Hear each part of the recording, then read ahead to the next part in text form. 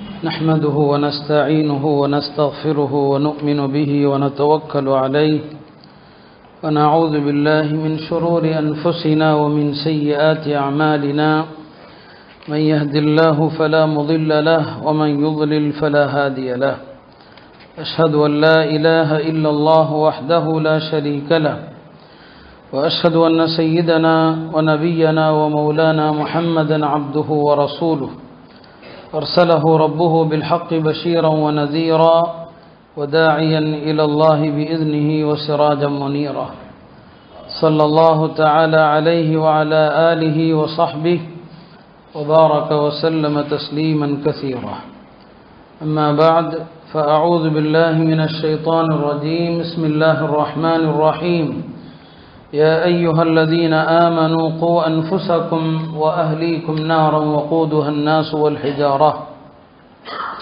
وقال النبي صلى الله عليه وسلم خذوا القرآن من أربعة أو كما قال عليه الصلاة والسلام.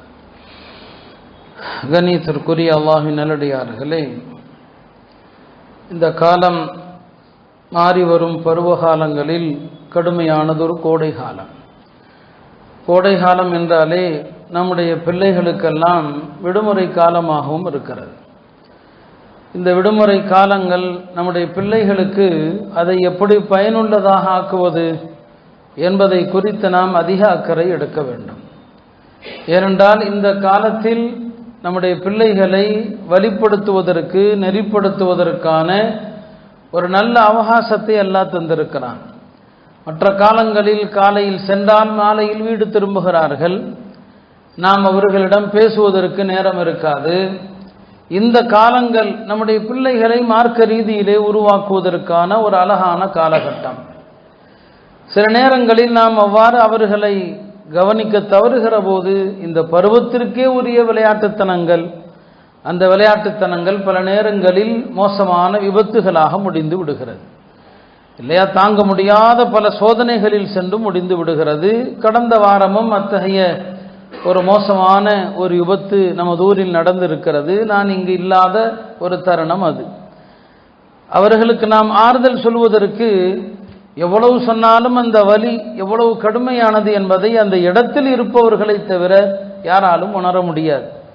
இத்தகையோருக்கு நான் எப்போதுமே சொல்வது, இவர்களுக்கு ஆறுதல் நபி ஸல்லல்லாஹு அலைஹி வஸல்லமுடைய வார்த்தையை தவிர வேறு மனித வார்த்தைகள் எதுவுமே ஆறுதலாக ஆக முடியாது. நபி ஸல்லல்லாஹு அலைஹி வஸல்லம் ஒரு அற்புதமான வார்த்தை சொல்வாங்க. ஒருவேளை அந்த ஹதீஸை கேட்டால் பிள்ளைகளை இழந்த பெற்றோர்கள் எல்லோருமே சமாதானம் அடையலாம். இன்றைக்கு என்னுடைய தலைப்பு அதுவல்ல. நான் இவர்களுக்கு ஒரு ஆறுதலாக நான் சொல்லிக் கொள்வதற்காக இதை குறிப்பிடுகிறேன். அதை விட ஒரு ஆறுதல் இருக்க முடியாது. நபி ஸல்லல்லாஹு அலைஹி வஸல்லம் பல நேரங்களில் தோழர்களிடத்துல சில விஷயங்களை கேட்டு வாங்குவாங்க. அவங்களே கேட்பாங்க, இப்படின்னா என்ன சொல்லுங்க அப்படிம்பாங்க. அந்த மாதிரி ஒரு முறை நபி ஸல்லல்லாஹு அலைஹி வஸல்லம் தோழர்கள்ட்ட கேட்பாங்க, மா தஉத்தூன் அர்ராகூப ஃபீக்கும், உங்களில் சந்ததி இல்லாத ஆள் அப்படின்னு யாரை சொல்வீங்கன்னு கேட்குறாங்க. எவ்வளோ நுணுக்கமான கேள்வி பாருங்க. உங்களில் சந்ததி இல்லாதவர் அப்படின்னு யாரை சொல்வீங்கன்னு கேட்குறாங்க.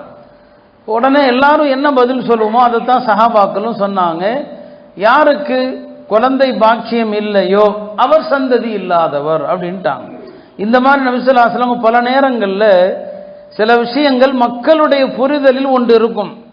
நபி ஸல்லல்லாஹு அலைஹி வஸல்லம் வேறொன்று சொல்லுவாங்க. இதுக்கு அர்த்தம் இதல்ல இதுன்னு சொல்லுவாங்க. இங்கே அப்படிதான் சந்ததி இல்லாதவன் யார் அப்படின்னா யாருக்கு குழந்தைகள் இல்லையோ குழந்தை பாக்கியம் இல்லையோ அவங்க. நபி ஸல்லல்லாஹு அலைஹி வஸல்லம் இல்லை, சந்ததி இல்லாதவர் யாருன்னா எந்த பெற்றோர் தம்முடைய ஹயாத்தில் தம் பிள்ளைகளில் யாரையும் முன்னால் அனுப்பவில்லையோ அவர்கள் சந்ததி இல்லாதவர்கள். இந்த ஹதீஸை நாம் எப்படி புரிந்து கொள்வது யோசிச்சு பாருங்க. அதற்காக யாரும் தம் பிள்ளைகள் தம் காலத்தில் மரணிக்க வேண்டும் என்று ஆசைப்படக்கூடாது. அந்த துர்பாக்கிய நிலை யாருக்குமே வர வேண்டாம், அல்லாஹ் பாதுகாக்கட்டும். அது ஒரு பெரிய துயரம் அது. ஆனால் அந்த பெற்றோர்களுக்கு தனியாக ஏராளமான சவாபும் இருக்கிறது. நான் அதை பற்றி முன்பொரு முறை விரிவாக நான் பேசியும் இருக்கிறேன். பெற்றோர்கள் இருக்கும்போது பிள்ளைகள் இறந்தால் என்ன நன்மை என்று. இப்போ இங்கே என்ன சொல்கிறாங்க, உங்களுடைய பிள்ளைகள் ஒருவேளை எல்லாருமே இறந்து போயிட்டாங்கன்னு வச்சுக்கோங்க. எல்லாருமே அவங்க ஹயாத்தில், நபி ஸல்லல்லாஹு அலைஹி வஸல்லம் வாழ்க்கையில் அதுவும் நடந்துச்சு. அவங்க ஹயாத்திலேயே அவங்களுடைய பெண்மக்களில் ஹஜரத் ஃபாத்திமாவை தவிர எல்லாரும் இறந்து போயிட்டாங்க இல்லையா. ருக்கையா இறந்துட்டாங்க, ஜைனப் ரலியல்லாஹு அன்ஹா இறந்தாங்க, உம்மு குல்சூம் வஃபாத்தானாங்க, பெருமானாருக்கு அவங்களுடைய அடிமையின் மூலமாக பிறந்த இப்ராஹிம் வஃபாத்தானாங்க. எல்லாம் அவங்க ஹயாத்தா இருக்கும் போதே இந்த குழந்தைகள் எல்லாம் இறக்குது. இப்போ எப்படி இருக்கும் அவங்களுக்கு யோசிச்சு பாருங்க. மக்கால 2 பிள்ளைங்க இறந்து போனாங்க. அப்போ ஹயாத்திலேயே இந்த கடுமையை அனுபவித்தவங்க தான் சொல்றாங்க, ஒருவேளை உங்க பிள்ளைங்கள் எல்லாம் உங்களுக்கு இறந்துட்டா கூட நீங்கள் தான் சொர்க்கத்தில் சந்ததி உள்ளவர்கள் சொன்னாங்க.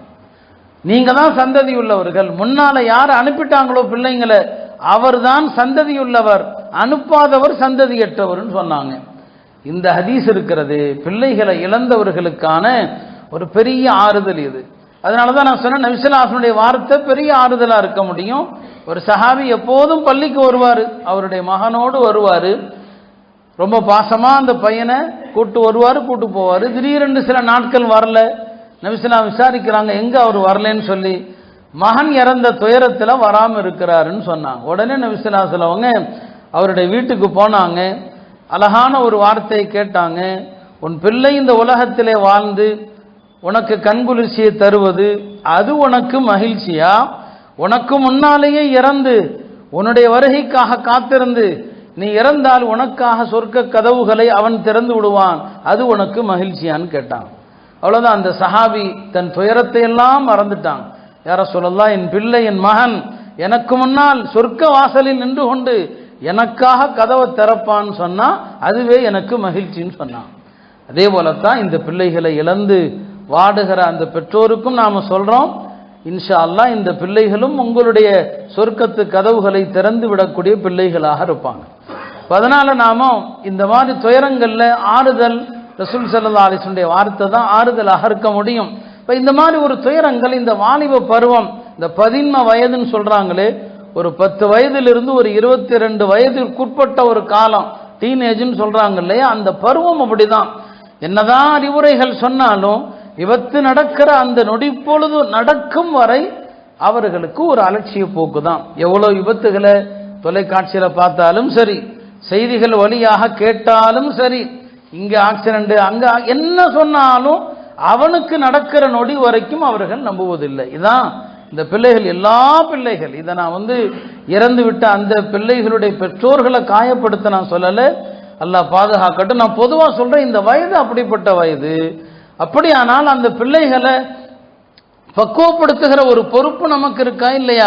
அந்த வகையில் நாம் இன்றைய வாலிபர்களுக்கு நாம் சொல்லிக்கொள்வது, நமக்கெல்லாம் அழகான முன்மாதிரி நபி ஸல்லல்லாஹு அலைஹி வஸல்லம் அவங்க தான். ஏன்னா நம்ம பார்க்குறோம் இன்றைய வாலிப கூட்டம் யாருக்கு பின்னால் போய் கொண்டிருக்கிறது அப்படிங்கிறத பார்க்குறோம். பிற சமுதாயத்தவர்கள் எப்படி இருந்தாலும் அதை பற்றி நமக்கு கவலை இல்லை. அதை நாம இந்த ஜும்மால பேச வேண்டிய தேவையும் இல்லை. நம்முடைய கவலை எல்லாம் நம் சமுதாயத்து வாலிபர்கள், குறிப்பாக நம் சமுதாயத்து பெண்கள். யாரை ஒரு நடிகனுக்காக எவ்வளவு பேச்சுக்கள், பொதுவெளியில புர்காவை அணிந்து கொண்டு எப்படி இந்த பிள்ளைகளுடைய பெற்றோர்கள் இருக்கிறாங்களா இல்லையா? இந்த பெற்றோர்களுடைய பிள்ளைகள் இதையெல்லாம் பார்த்து எப்படி அங்கீகரிக்கிறாங்க? இந்த பெண் பிள்ளைக்கு நாளைக்கு எப்படி ஒரு மாப்பிள்ளை கிடப்பான், அதை பற்றிலாம் ஒரு நல்ல வளர்த்த பெற்றோர்களே கவலைப்படுறாங்க. நம்ம பிள்ளைக்கு ஒரு நல்ல வரன் அமையணும், ஒரு நல்ல துணை அமையணும்னு கவலைப்படும் போது இந்த பெண் பிள்ளைகளுடைய குடும்பம் ஒன்று இருக்குமா இருக்காதா என்ன நமக்கு ஆச்சரியமா இருக்கு. அருமையானவர்களே, நாம ஓட்டு அரசியல் எல்லாம் பேசல, நம்முடைய ஜும்மா மேடைக்கு அது தேவையும் இல்லை. ஆனா இந்த பைத்தியக்காரத்தனத்தை என்ன சொல்வது? நமக்கான முன்மாதிரி யாரு? நபி ஸல்லல்லாஹு அலைஹி வஸல்லம் அவர்கள், அவங்க தானே முன்மாதிரி. ஹஜ்ரத் உமர் ரலியல்லாஹு அன்ஹு அவர்கள் தௌராத்துடைய புத்தகத்தை கையில வச்சிருந்தாங்க. நல்ல அழகான உபதேசங்கள் இருக்கிறதே அப்படின்னு கையில வச்சிருந்தாங்க. நபி ஸல்லல்லாஹு அலைஹி வஸல்லம் அவங்க பார்த்தாங்க, என்ன உமர் இது என்ன அப்படின்னு கேட்டாங்க. இதுல தௌராத்துடைய சில உபதேசங்கள் எனக்கு பிடித்தது எழுதி வச்சிருக்கிறேன்னு கேட்டாங்க.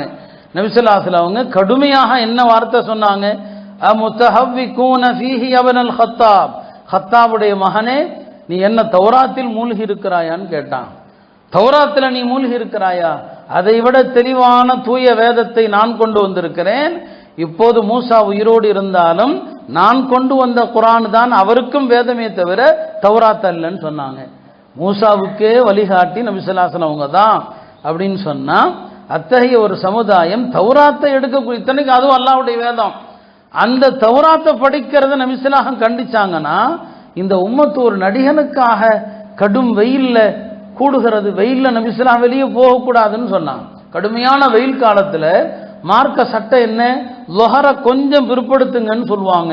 வளமையா லுஹர ஜவால் ஆனதும் தொழுகிறோன்னு சொன்னா, அந்த ஜவாலுடைய நேரத்தில் நரக நெருப்பு எரிக்கப்படுது, வெள்ளிக்கிழமையே தவிர. வெள்ளிக்கிழமை நரக நெருப்பு எரிக்கப்படாது. அதனாலதான் இமாம்கள்ல பலரிடத்திலும் ஜும்மா நாள் அன்று ஜவால் நேரத்திலையும் தொழலான்னு சொல்லுவாங்க. ஆக வெள்ளிக்கிழமையை தவிர மற்ற நாட்கள்ல நரக நெருப்பு எரிக்கப்படுது. இந்த உலகத்துல நீங்கள் பார்க்கிற இந்த வெப்பம் நரக நெருப்பின் மூச்சு தான் சொன்னாங்க. இன்ன ஷித்தல் ஹர் மின் ஃபைஹி ஜஹன்னம், இந்த வெப்பம் நரகத்தினுடைய மூச்சு காற்று. எனவே லுஹர தள்ளி கூட தொழுங்க, லுஹர பிற்படுத்தி தொழுங்க. ஒரு இபாதத்தை கூட வெயில்ல வீட்டில இருந்து பள்ளிக்கு வராதீங்க, தள்ளி வைங்க. ஒரு பயணத்தில் நபிசுல்லாஹ் இருப்பாங்க, கடுமையான வெயில் காலம், லுஹர் நேரம் வந்துடும். பிலால் ரலியல்லாஹு அவர்கள் எஞ்சி நின்று பாங்கு சொல்ல போவாங்க. நபிசுல்லாஹ் சொல்லுவாங்க, அபரித் பிலாலே, கொஞ்சம் வெயில் தனியட்டும், கொஞ்ச நேரம் ஆகும். எஞ்சி பாங்கு சொல்ல போவாரு, அபரித் கொஞ்ச நேரம் ஆகட்டும், தனியட்டும். இப்படி 3 முறை பிலால் அவர்கள் பாங்கு சொல்ல போகும்போதெல்லாம் வெயில் தனியட்டும், வெயில் தனியட்டும் என்று அந்த வெயில் காலத்தில் ஒரு வணக்கத்தை கூட கொஞ்சம் பிற்படுத்தி வெயில் தனிஞ்ச பிறகு தொழுங்கன்னு சொன்னா, ஒரு நடிகனுக்காக கடுமையான வெயில்ல போய் பல மணி நேரம் காத்திருந்து, நம்ம தான் உங்களை சொல்லல, நம்ம உம்மத்தை தான் நாம சொல்றோமே தவிர பிற சமூகங்களை பத்தி அக்கறை நமக்கு இல்லை. எப்படி இந்த சமுதாயம் இப்படி செல்கிறது? எவ்வளவு கவலைக்குரிய ஒரு விஷயம் இது. இந்த வாலிபர்கள் விஷயத்தில் நாம் எவ்வளவு கவலைப்படணும். அருமையானவர்களே, பெருமானார் ஸல்லல்லாஹு அலைஹி வஸல்லம் அவர்கள் முஸ்லிம் குழந்தைகள் விஷயத்தில் எப்படி அவர்களை வளர்க்கணும் என்று ஒவ்வொரு விஷயத்திலையும் நமக்கு சொல்லுவாங்க. இந்த குழந்தைகளை ஆபத்திலிருந்து பாதுகாக்கிற எல்லா வழிகளையும் சொல்லுவாங்க. சில எடுத்துக்காட்டுகளை தான் நான் சொல்ல விரும்புகிறேன். நபி ஸல்லல்லாஹு அலைஹி வஸல்லம் சொல்லுவாங்க, மாலை நேரம் சூரியன் மறைகிற அந்த நேரம், அந்தி நேரம்னு சொல்லுவாங்க. அந்த நேரத்தில் இந்த சின்ன குழந்தைகளை வெளியே அனுப்பாதீங்கன்னு சொல்லுவாங்க. இதெல்லாம் நபி ஸல்லல்லாஹு அலைஹி வஸல்லம் அவங்க உம்மத்தின் மீதுள்ள அன்புல சொல்லுவாங்க. அந்த மாலை அந்தி நேரத்தில் குழந்தைகளை வெளியே அனுப்பாதீங்க. ஏன்னா அந்த நேரத்தில் ஷைத்தான்கள் பரவுகிறார்கள். ஷைத்தான்களுக்கென்று அந்த நேரத்தில் ஒரு ஆற்றல் அல்லாஹ் கொடுக்குறான். அதனால் அந்த நேரத்தில் வெளியே அனுப்புனீங்க, இந்த குழந்தைகளுக்கு பாதிப்பு வரலாம். இது மூட நம்பிக்கை இல்லை. எப்ப நபி ஸல்லல்லாஹு அலைஹி வஸல்லம் சொல்லிட்டாங்களோ மூட நம்பிக்கை கிடையாது. மக்களாக உருவாக்கக்கூடிய எத்தனையோ நம்பிக்கை இருக்குது. அப்ப மாலை நேரத்தில் குழந்தைகளை வெளியே அனுப்பாதீங்க. இதெல்லாம் நபி ஸல்லல்லாஹு அலைஹி வஸல்லம் நம்முடைய குழந்தைகள் விஷயத்தில் அக்கறைப்படுத்தும் விதமாக அவர்கள் சொல்லுவாங்க. அதே போலதான் ரசூல் ஸல்லல்லாஹு அலைஹி வஸல்லம் தன்னுடைய தோழர்கள்ல சிறிய வயதுடைய தோழர்கள் இருக்கிறாங்களா இல்லையா, அந்த தோழர்களுக்கு வாய்ப்பு கிடைக்கும் போதெல்லாம் மார்க்கத்தை சொல்லிக் கொடுப்பாங்க. உபதேசங்கள், அழகான துவாக்கள். ஹஜ்ரத் இப்னு அப்பாஸ் ரலியல்லாஹு அன்ஹு சின்ன பிள்ளை தான் அவரு. நபி ஸல்லல்லாஹு அலைஹி வஸல்லம் ஒரு முறை அவரை கூட கூட்டிட்டு போகும்போது அந்த சின்ன பையனை பார்த்து சொல்றாங்க, யா குலாம், சிறு பையனை, குலாம்னாலே சின்ன பையன் தான், வஅல்லிம்க கலிமாத்தின், உனக்கு நான் சில அறிவுரைகளை சொல்லி தருகிறேன், அந்த அறிவுரைகளை பேணிக்கொள். பிள்ளைங்களுக்கு அவ்வப்போது இந்த விஷயங்களை சொல்லணும், நற்குணங்களை போதிக்கணும். இந்த காலகட்டத்தில் இதை சொல்லணும். இப்ப சொன்னாங்க, உனக்கு நான் சில அறிவுரைகள் சொல்றேன்பா. முதலாவது என்ன, யஹ்ஃபதில்லாஹ, இப்போ பிள்ளைங்க பெரிய பிள்ளையாயிக்கட்டும், பருவம் அடைந்து கொள்ளட்டும். ஏன்னா இப்ப என்ன நினைக்கிறோம், இப்பெல்லாம் மார்க்கத்தை சொல்லாதீங்க, இது 11 வயது டீனேஜ் வயது, கொஞ்சம் ஜாலியா இருந்துட்டு போறான். இப்படித்தான் நாம என்ன செய்யறோம், பிள்ளைகளை நாமளே வழிகெடுக்கிறோம். இந்த வயசுல நாம எப்படிங்க இருந்தோம் அப்படிங்கிற மாதிரிலாம் சில பேர் நியாயங்கள், தவறுகளை நியாயப்படுத்தக்கூடாது. சின்ன குழந்தைக்கு அறிவுரை துவங்கிடணும். சொன்னாங்க, உனக்கு நான் சில அறிவுரைகளை சொல்றேன். யஹ்ஃபதில்லா, அல்லாவை நீ பாதுகாத்து கொண்டால் யஹ்ஃபதுக, அல்லாஹ் உன்னை பாதுகாப்பான். அல்லாஹ் பாதுகாக்கிறதுனா என்ன, ஷரியத்தை பேன்றதான். அடுத்து சொன்னாங்க, யஹ்ஃபதில்லாஹ, அல்லாஹ்வை நீ பாதுகாத்துக்கொள். அப்படி பாதுகாத்து கொண்டால் தஜிதுஹு துஜாஹக, நீ எங்க போனாலும் அல்லாஹ் உனக்கு முன்னால் இருப்பான். அல்லாஹ்வுடைய உதவி உனக்கு இருக்கும். எல்லா இடத்திலும் அல்லாஹ்வுடைய உதவியை நீ காணலாம். அந்த குழந்தைக்கு 3வதா சொல்லி கொடுத்தாங்க, இதா சஅல்த ஃபஸ்அலில்லாஹ், கேட்க வேண்டும் என்றால் அல்லாஹ்விடம் கேள். வ இதா ஸ்தஅன்த, உதவி தேட வேண்டும் என்றால் ஃபஸ்தஇன் பில்லாஹ், அல்லாஹ்ட்ட உதவி கேள். பாருங்க, இப்னு அப்பாஸ் சின்ன பையன் தான், கடைசியா விதியை சொல்லி கொடுக்குறாங்க இல்லையா. இந்த விதி தானே முஸ்லிம்களாகிய நம்மை எல்லா சோதனைகளிலும் நிலைப்படுத்துதுன்னா இந்த விதி தான். சொன்னாங்க, மகனே தெரிந்துகொள், இந்த உலகத்தில் உள்ள எல்லாரும் சேர்ந்து உனக்கு ஒரு நன்மையை செய்ய நாடினால் அல்லாஹ் விதித்ததை தவிர எந்த நன்மையும் உனக்கு செஞ்சிட முடியாது.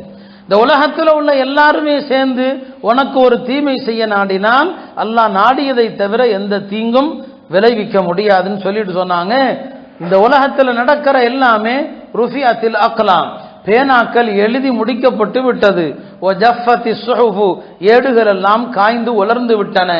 நடப்பது எல்லாம் விதியில் உள்ளபடி நடக்குது. இதை குழந்தைக்கு, ஒரு சின்ன பிள்ளைக்கு நபி ஸல்லல்லாஹு அலைஹி வஸல்லம் எவ்வளவு அழகாக போதிக்கிறார்கள். அருமையானவர்களே, தம் தோழர்களில் உள்ள இள வயதுடையவர்களை இப்படிதான் நபி ஸல்லல்லாஹு போதிப்பாங்க. ரசூல் ஸல்லல்லாஹு அலைஹி வஸல்லம் அவர்கள் பரா இப்னு ஆசிப்ங்கிற ஒரு சஹாபி, அவரும் ஒரு வாலிப சஹாபி தான்.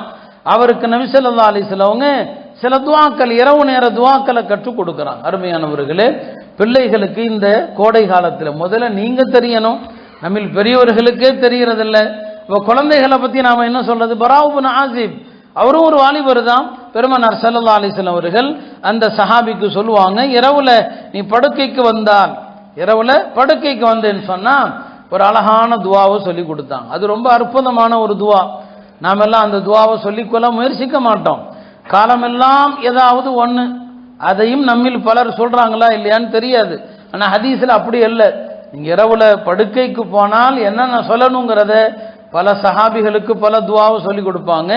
பரா இப்னு ஆசிபை அழைத்து, இதா அகல்த மல்ஜஅக, உன்னுடைய படுக்கைக்கு நீ போனேன்னு சொன்னா ஃபகுல், அப்ப நீ சொல், அல்லாஹும்ம அஸ்லம்து வஜ்ஹி இலை. இரவு நேரத்தில் ஒரு மனிதன் எல்லா வேலைகளையும் முடித்து விட்டு படுக்க போற நேரத்தில் இது முழுக்க முழுக்க பாருங்க, அந்த துவாவுடைய வாக்கியங்கள் எல்லாமே நான் அல்லாஹ்வை தான் சார்ந்திருக்கிறேன் அப்படிங்கிற கருத்தை தவிர அதுல எதுவுமே இல்லை. அல்லாஹும்ம அஸ்லம்து வஜ்ஹி இலைக், அல்லாஹ் என்னுடைய முகத்தை முழுமையாக உனக்கு முன்னால் சரணடை செய்து விட்டேன். வஃபவ்வத்து அம்ரி இலைக், என் காரியங்கள் எல்லாவற்றையும் உன்னிடம் ஒப்படைத்து விட்டேன். வஅல்ஜஅது ظஹரி இலைக், இதோ என்னுடைய முதுகை உன் பக்கமே நான் சாய்த்து விட்டேன். ரஹ்பத்தன் வரஹ்பத்தன் இலைக், இதெல்லாம் உன்னுடைய அருளின் மீது ஆதரவு வைத்து உன்னுடைய தண்டனையை பயந்து. ரஹ்பத்தன் வரஹ்பத்தன் இலைக். அடுத்து பாருங்க, லா மல்ஜஅ வலா மன்ஜஅ மின்க இல்லா இலைக், உன்னை தவிர ஆபத்துகளிலிருந்து தப்பித்து ஓடுவதற்கு எந்த புகலிடமும் இல்லை. வர்றதும் ஒண்ட இருந்துதான். ஆனா அந்த வரக்கூடிய ஆபத்துகள்ல நாங்க எங்க தப்பித்து ஓடுறது? உன் பக்கம் தான் வரணும். இதான் அர்த்தம். லா மல்ஜஅ வலா மன்ஜஅ மின்க இல்லா இலைக். ஆமன்து பி கிதாபிக அல்லதி அன்ஸல்த, யா அல்லாஹ் நீ இறக்கிய வேதத்தை கொண்டு ஈமான் கொண்டேன். வ நபியிக அல்லதி அர்ஸல்த, நீ அனுப்பிய நபியை கொண்டு ஈமான் கொண்டேன் அப்படின்னு இந்த துஆவை சொல்லி கொடுத்துட்டான். பெருமானார் ஸல்லல்லாஹு அலைஹி வஸல்லம் அவர்கள் தோழர்களுடைய எல்லா விஷயத்தையும் கவனிப்பாங்க. ஏதோ சொல்லி கொடுத்தோம், பொறுப்பு முடிந்தது என்றல்ல. சில நாள் கழித்து அவரை கூப்பிடுறாங்க. படுக்கைக்கு சென்றால் என்ன சொல்ல வேண்டும் என்று கற்றுக் கொடுத்தேன் அல்லவா, அதை பாடம் செய்தீரான்னு கேட்கிறான். ஆமா யா ரசூலல்லாஹ், எங்க சொல்லு பார்க்கலாம். அவரும் சொன்னார், அல்லாஹும்ம அஸ்லம்து வஜ்ஹி இலைக் வஃபவ்வத்து அம்ரி இலைக் வஅல்ஜஅது ظஹரி இலைக் ரக்பத்தன் வரஹ்பத்தன் இலைக் லா மல்ஜஅ வலா மன்ஜா மின்க இல்லா இலைக் ஆமன்து பி கிதாபிக அல்லதி அன்ஸல்த வ ரசூலிக அல்லதி அர்ஸல்தன்னு சொன்னார். நபி ஸல்லல்லாஹு சொல்லி கொடுக்கும்போது வ நபியிகன்னு சொல்லி கொடுத்தாங்க. இவர் ரசூலிகன்னு சொல்றார். நபி ரசூல் என்று மாற்றுவதனால ஒன்றும் கருத்துலாம் மாறப்போறது இல்லை. ஆனாலும் துஆவுல எங்க நபி ஸல்லல்லாஹு அலைஹி வஸல்லம் எந்த வார்த்தையை சொன்னாங்களோ அந்த வார்த்தையை சொல்ல வேண்டும். சொன்னாங்க நபி ஸல்லல்லாஹு அலைஹி வஸல்லம், நான் இப்படி உனக்கு சொல்லித் தரவில்லையேன்னா, நான் இப்படி சொல்லலையப்பா உனக்கு, நான் உனக்கு இப்படி அப்படியே ஹதீஸுடைய வாசகம் வருது. ஹக்கதா லம் வஅல்லிம்க, பராவே நான் இப்படி சொல்லி தரல, நான் உனக்கு சொல்லி தந்தது போல் சொல். அப்புறம் ஞாபகப்படுத்தினாங்க, ஓ நபியிகல்லதி அர்ஸல்த, அங்க நீ ரசூலிக்கன்னு சொல்ல வேண்டாம், நபிக்கனே சொல்லுன்னு சொல்லி கொடுத்தாங்க. அருமையானவர்களே, ஒரு துஆவையும் சொல்லி கொடுத்து அதை மனப்பாடம் செஞ்சிருக்கிறாராங்கிறத விசாரித்து பிறகு அதுல அவர் என்ன தவறு செய்கிறார், லேசான தவறு அப்படின்னு கண்டுக்காம விடாம அதை திருத்தி ரசூல் ஸல்லல்லாஹு சொல்லி கொடுக்குறாங்கன்னா நாம நம்முடைய பிள்ளைகள் விஷயத்துல எவ்வளவு கவனம் செலுத்தணும். இந்த விடுமுறை காலம் கிட்டத்தட்ட ஒரு 2 மாத காலம் விடுமுறை இருக்குது.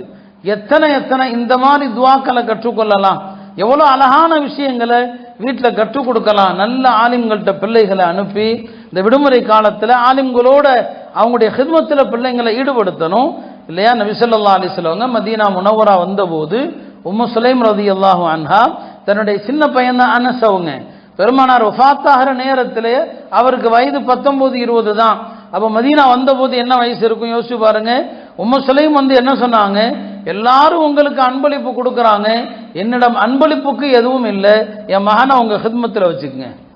அதே மாதிரி தான் உங்க பிள்ளைகளை உலமாக்களுடைய ஹித்மத்தில் பழக்கங்க. இந்த விடுமுறை காலத்தில் இல்லைன்னா அவங்க இந்த காலத்தில் என்ன எதில் இருப்பாங்க, இந்த முசீபத்தான மொபைல்களில் பார்க்கக்கூடாத விஷயங்கள் கேட்கக்கூடாத விஷயங்கள்ல மூழ்கி இருப்பாங்க.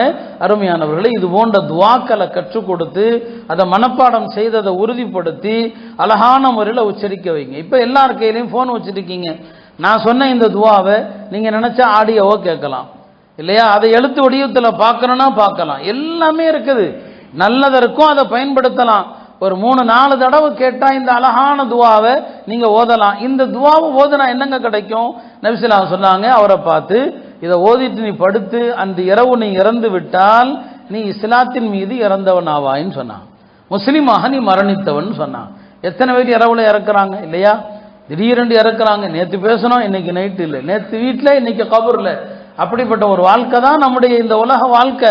இதை ஓதிட்டு மோத்தா போயிட்டா உனக்கு இஸ்லாம் என்கிற இயற்கை மார்க்கத்தின் மீது நீ மரணித்தவன் என்று பெருமானார் ஸல்லல்லாஹு அலைஹி வஸல்லம் சொன்னான். அருமையானவர்களே, இந்த விடுமுறை காலத்தில் பிள்ளைங்களுக்கு இஸ்திகாராவை சொல்லிக் கொடுங்க.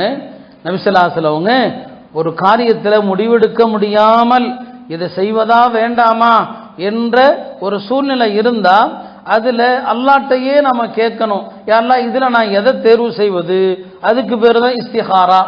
நபி ஸல்லல்லாஹு அலைஹி வஸல்லம் சஹாபாக்களுக்கு இந்த இஸ்திகாராவை எப்படி கற்றுக் கொடுத்தாங்கன்னு பாருங்க. ஜாபிர் தான் சொல்றாங்க, நபி ஸல்லல்லாஹு அலைஹி வஸல்லம் அவர்கள் கான யுஅல்லிமுனல் இஸ்திகாரா கமா யுஅல்லிமுனா சூரத்தம் மினல் குர்ஆன்.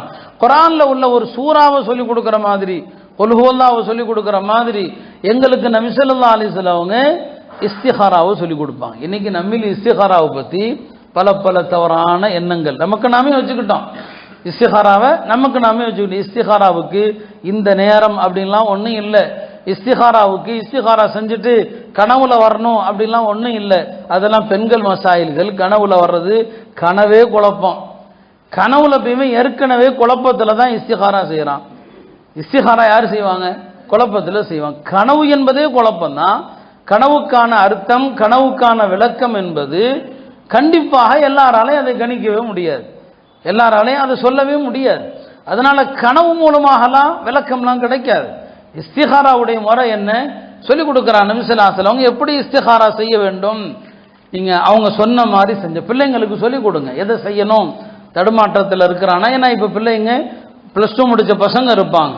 அடுத்து படிப்பு என்ன செய்யறது, வரக்கூடிய மார்க்கை பொறுத்து அடுத்து என்ன செய்யறது ஒரு குழப்பம் இருக்கும். இஸ்திகாராவை பிள்ளைங்களுக்கு, அவர் ஜாபிர் தான் உங்களுக்கு சின்ன பிள்ளை தான், அவர் என்னங்க அவங்களுடைய தந்தை இறந்து போயிட்டாங்க. நபி ஸல்லல்லாஹு அலைஹி வஸல்லம் தனி பாசத்தோடு அவரை உருவாக்குனாங்க, தனி பாசம் அவர் மீது. அப்போ ஜாபிர் தான் சொல்றாங்க, எங்களுக்கு நபி ஸல்லல்லாஹு அலைஹி வஸல்லம் இஸ்திகாராவை சொல்லி கொடுப்பாங்க, உங்க வாலிபர்களுக்கு சொல்லிக் கொடுங்க. நீ எப்படிப்பா அல்லாஹ்ட்ட கேட்கறது, உன் முடிவு எப்படி இருக்கணுங்கிறது. அந்த இஸ்திகாரா என்ன நபி ஸல்லல்லாஹு அலைஹி வஸல்லம் சொன்னாங்க, 2 ரக்காத் தொழுங்க அல்லாஹ்ட்ட, 2 ரக்காத் நஃபில் தொழுங்க. சாதாரணமாக தொழக்கூடிய 2 ரக்காத் அந்த தொழுது விட்டு ஒரு நீண்ட துவா தான். அந்த துவாவை மனப்பாடம் பண்ணாம நாம காலம் முழுக்க இஸ்திகாரா செஞ்சு என்ன செய்யறது, ஹதீஸ் புகாரியில் இருக்குது. இப்போ நீங்க அந்த நம்பரை தட்டுனாலே அந்த துவா என்ன, அந்த துவாவுடைய அழகான கருத்து என்ன வந்துடும். அப்ப அந்த துவாவை சொல்லி கொடுக்குறாங்க, அல்லாஹும்ம இன்னி அஸ்தஹீருக பிஇல்மிக, யா அல்லாஹ் உன்னுடைய இல்முல நான் எந்த முடிவை எடுத்தா நல்லதுன்னு உனக்கு தெரியும் இல்லையா, அந்த இல்மை கொண்டு எனக்கு நீ நல்லதை தேர்வு செய்யுமாறு நான் கேட்கிறேன். இவ்வளவு அழகான அர்த்தம் பாருங்க. அல்லாஹும்ம இன்னி அஸ்தஹீருக பிஇல்மிக வ அஸ்தக்திருக பிகுத்ரத்திக, யா அல்லாஹ் உன்னுடைய வல்லமையை கொண்டு எனக்கு நான் முடிவெடுக்கிற விஷயத்துல எனக்கு நீ ஆற்றலை தர வேண்டும் என்று நான் கேட்கிறேன். இப்ப 2வது இந்த வாக்கியத்தினுடைய கருத்தை பாருங்க, யா அல்லாஹ் எந்த முடிவு நல்லது அதை நீ தான் தரணும். சரி, அந்த முடிவை நான் தேர்ந்தெடுத்துட்டா அதுல நான் வலிமை பெறணும். அந்த வலிமை யார் தான் தரணும், நீ தான் தரணும். அஸ்தக்திருக பிகுத்ரத்திக வ அஸ்அலுக பிஃضلிகல் அஸீம், உன்னுடைய மகத்தான கிருபையை கொண்டு நான் கேட்கிறேன். ஃபஇன்னக தக்தீர், நீ ஆற்றலுடையவன், வலா அக்தீர், நான் ஆற்றலுடையவன் இல்லை. பாருங்க, இப்படி இஸ்திகாரா செஞ்சா நமக்கு அல்லாஹ் வழிகாட்டுவான்.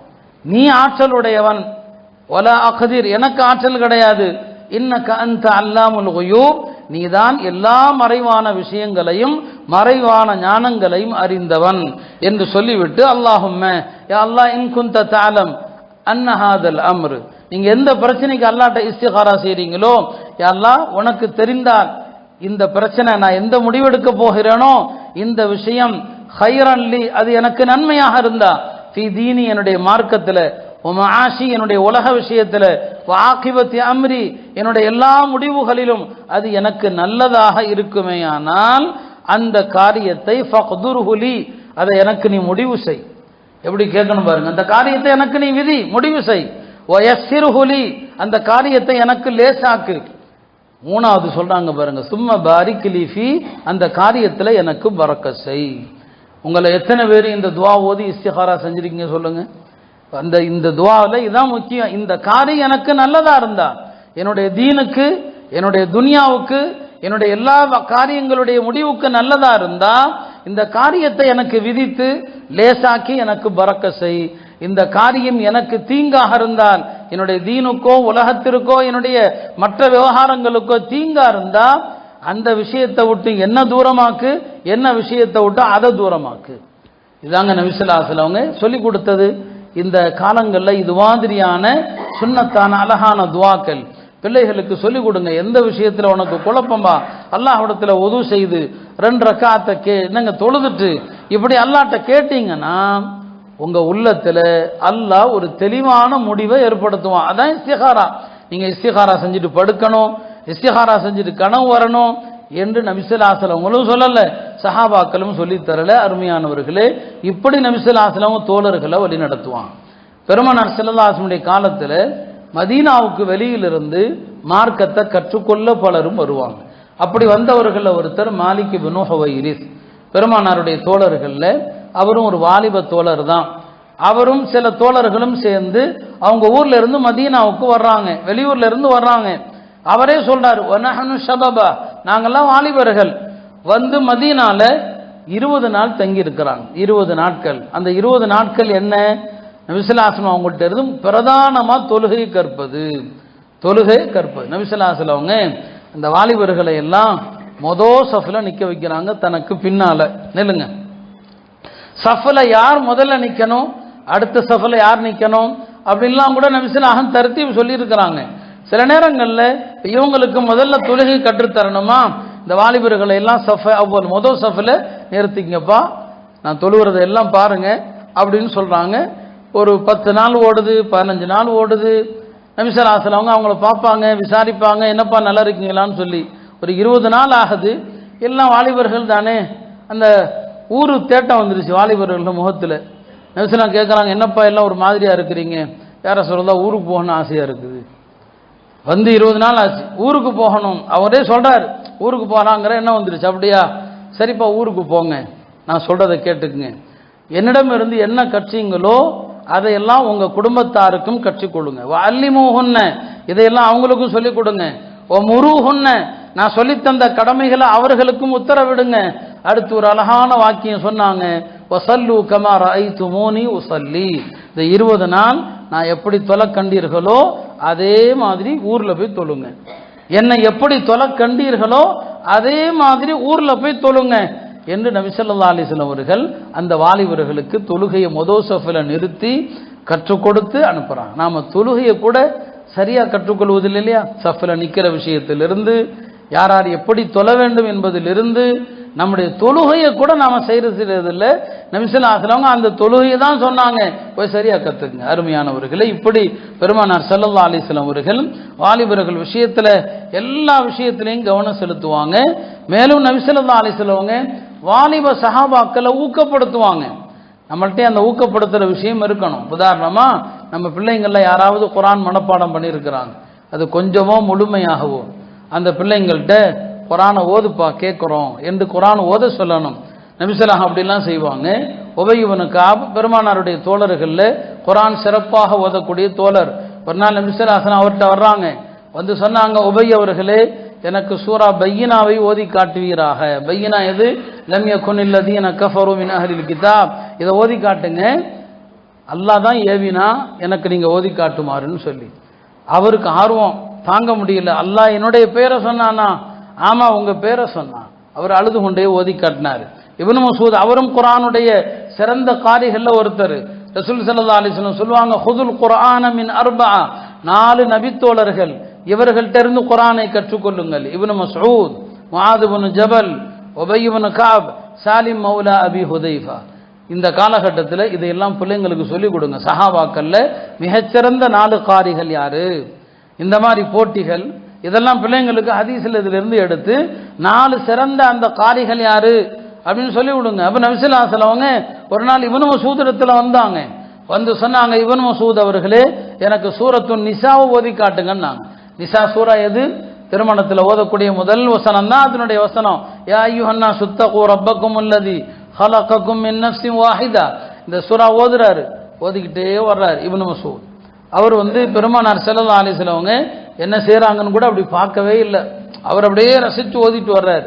ஒரு ஆயத்து வருது, அதுல கிட்டத்தட்ட ஒரு 1/4 ஜுஸுவை தாண்டிரும். தாண்டின பிறகு ஒரு வசனம் வரும், ஃபகைஃப இதா ஜினா மின் குல்லி உம்மத்தின் பிஷஹீதின் வஜினா பிக அலா ஹாஉலாஇ ஷஹீதா.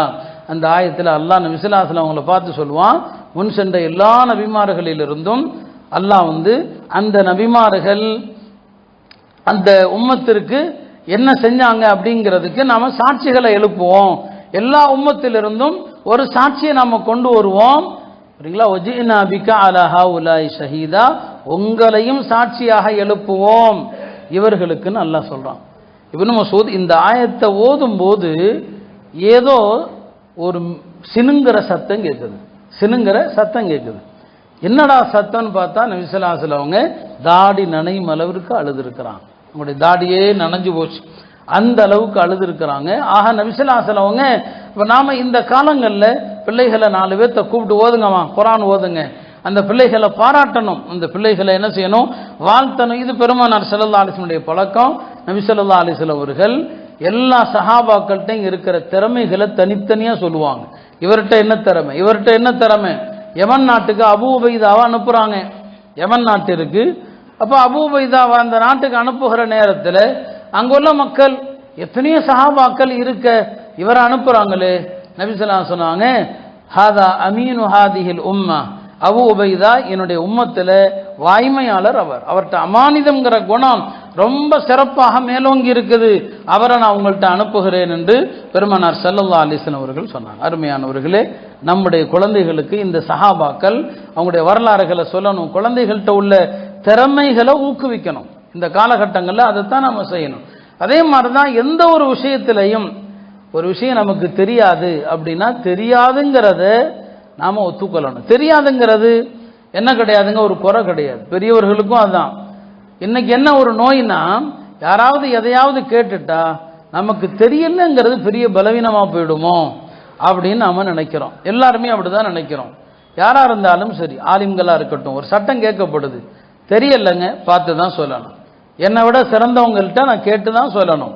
தெரியாததை தெரியாதுன்னு சொல்லணும். நம்முடைய பிள்ளைகளுக்கும் அதான் கற்றுக் கொடுக்கணும். ஏன்னா இன்றைய தலைமுறை ஒரு ஆணவக்கார தலைமுறையாக வளர்ந்து வருது, ஒரு தற்பெருமையில வளர்ந்து வருது. தெரியாததை தெரியாதுன்னு சொல்லுவது ஒரு பணிவு. ஒரு முறை ஒரு சஹாபி நபி ஸல்லல்லாஹு அலைஹி வஸல்லம் அவங்கள்ட்ட கேட்குறாங்க, ஐயுல் புல்தானி ஷர்ருன், அல்லாஹுடைய தூதர் அவர்களே, இந்த பூமியில கெட்ட இடம் எதுன்னு கேட்குறாங்க. கெட்ட இடம் எது? நபி ஸல்லல்லாஹு அலைஹி வஸல்லம் சொல்றாங்க, லா அதிரி, எனக்கு தெரியலப்பா, நான் வேணா என் நண்பர் ஜிப்ரீல்கிட்ட கேட்டு சொல்றேன், அவர் வரட்டும், அவர்கிட்ட கேட்டு சொல்றேன். ஜிப்ரீல் வந்தாங்க. நபி ஸல்லல்லாஹு அலைஹி வஸல்லம் கேட்டாங்க ஜிப்ரீல் இடத்துல, ஜிப்ரீல் அவர்களே, என்கிட்ட ஒரு கேள்வி வந்துச்சு, ஐயுல் புல்தானி ஷர்ருன், பூமியில கெட்ட இடம் எதுன்னு சொல்லி. ஜிப்ரீல் சொன்னாங்க, லா அதிரி, எனக்கும் தெரியாது, நான் அல்லாஹ்ட்ட கேட்டு தான் சொல்லணும். அல்லாஹ்ட்ட கேட்டு சொன்னாங்க, நீங்க கேட்டது அல்லாஹ்ட்ட கேட்டேன், இந்த பூமியில கெட்ட இடம் எது என்று. அல்லாஹ் சொன்னா, அஸ்வாகுஹா, கடை வீதிகளும் மார்க்கெட்டுகளும் தான் இந்த பூமியில கெட்ட இடம். கடை வீதிகளும் மார்க்கெட்டுகளும். அந்த காலத்து சாதாரண கடை வீதிகளே கெட்ட இடம்னு சொன்னா, இந்த காலத்து மால்களும், சரிங்களா, இந்த காலத்தில் உள்ள பெரிய பெரிய மால்கள் இருக்கு இல்லையா, அதெல்லாம் எவ்வளவு பெரிய முசீபத்து பிடித்த இடம். இப்ப நபி ஸல்லல்லாஹு அலைஹி வஸல்லம் அவங்க இங்க தெரியலன்னு சொல்றாங்க, தெரியவில்லை அப்படின்னு சொல்றது இருக்கு இல்லையா, அது என்ன கிடையாது, குறை கிடையாது. அருமையானவர்களே, இப்படி நம்முடைய குழந்தைகளுக்கு பல பல ஒழுக்கங்களை கற்றுக் கொடுக்க வேண்டிய ஒரு காலம் இது. சஹாபா பெருமக்கள்ல வாலிப வயதுல இறந்த எத்தனையோ தோழர்கள் இருக்கிறாங்க. வயது கம்மி, ஆனால் சாதனை அதிகம். சாதுபுன் முஆத் அவர்கள் இறக்கும் போது வாலிபர் தான், சின்ன வயசு அவருக்கு. ஆனால் அவருடைய அரிசுக்காக, அவருடைய இறப்புக்காக அல்லாஹ்வுடைய அரிசு நடுங்கியது. அவருடைய ஜனாசாவை தூக்கி செல்கிற போது வானவர்கள் கூட்டமாக வந்தாங்க, கால் வைப்பதற்கு இடமில்லைன்னு சொல்லப்பட்டது. உசாமா இப்னு ஸைத் ரலியல்லாஹு அன்ஹு அவர்கள் அவங்கள நபி ஸல்லல்லாஹு அலைஹி வஸல்லம் அவங்க ஒரு படைக்கு தளபதி ஆக்குறாங்க. அவருக்கு வயது என்னங்க, 18 வயது தான் ஆகுது. இப்படி எத்தனை வரலாறுகள், இஸ்லாமிய வரலாறுகளை பாருங்க.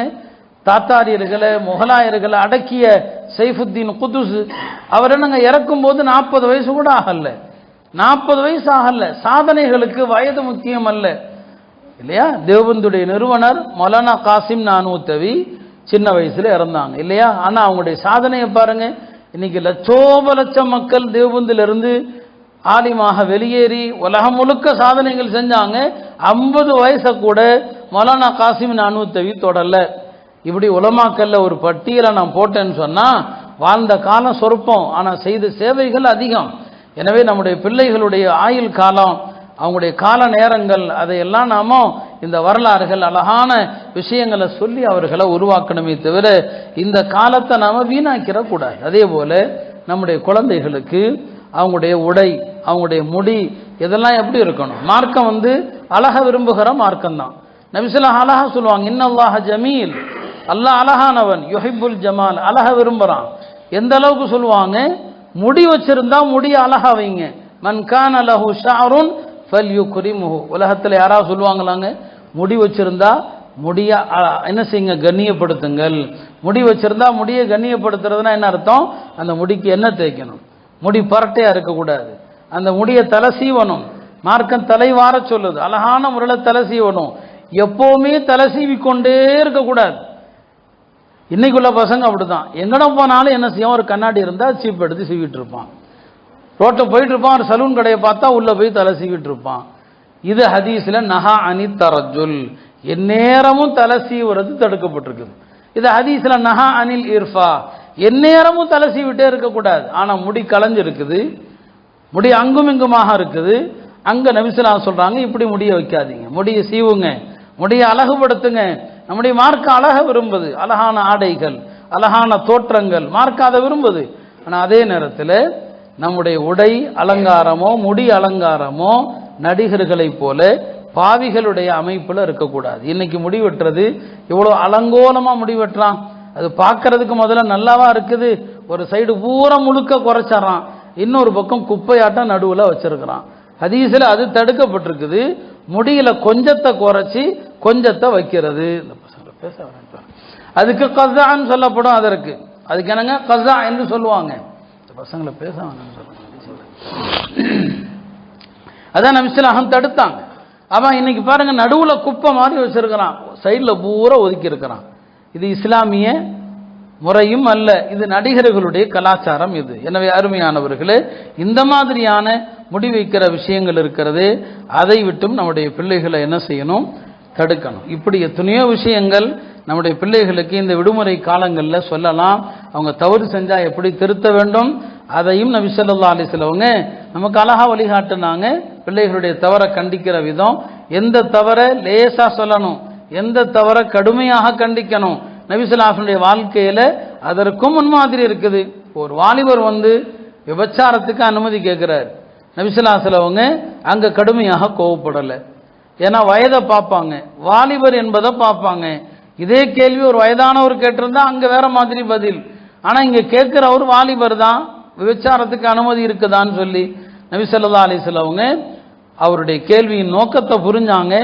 ரொம்ப அழகான முறையில் அவருக்கு என்ன செஞ்சாங்க, பதில் சொன்னாங்க. விபச்சாரத்திற்கு அனுமதி தருவது இருக்கட்டும்பா, உன்னுடைய தாய் விபச்சாரம் செய்வதை விரும்புவாயான்னு கேட்டாங்க. இல்லை யா ரசூலல்லாஹ், நானும் விரும்ப மாட்டேன், மனிதர்கள் யாரும் விரும்ப மாட்டாங்க. உன்னுடைய மகள் விபச்சாரம் செய்வதை விரும்புவாயா? நானும் விரும்ப மாட்டேன், மனிதர்கள் யாரும் விரும்ப மாட்டாங்க. உன் சகோதரி விபச்சாரம் செய்வதை விரும்புவாயா? இல்லை, நான் விரும்ப மாட்டேன், யாரும் விரும்ப மாட்டாங்க. உன்னுடைய மாமி, உன்னுடைய குப்பி விபச்சாரம் செய்வதை விரும்புவாயா? இல்லை. உன்னுடைய ஹாலா விபச்சாரம் செய்வதை விரும்புவாயா? இல்லை. அப்படியானால் நீ எந்த பெண்ணோடு விபச்சாரம் செய்கிறாயோ அவளும் யாரோ ஒருத்தருக்கு தாயாக, மகளாக, சகோதரியாக, குப்பியாக, ஹாலாவாகத்தானே இருக்க வேண்டும்.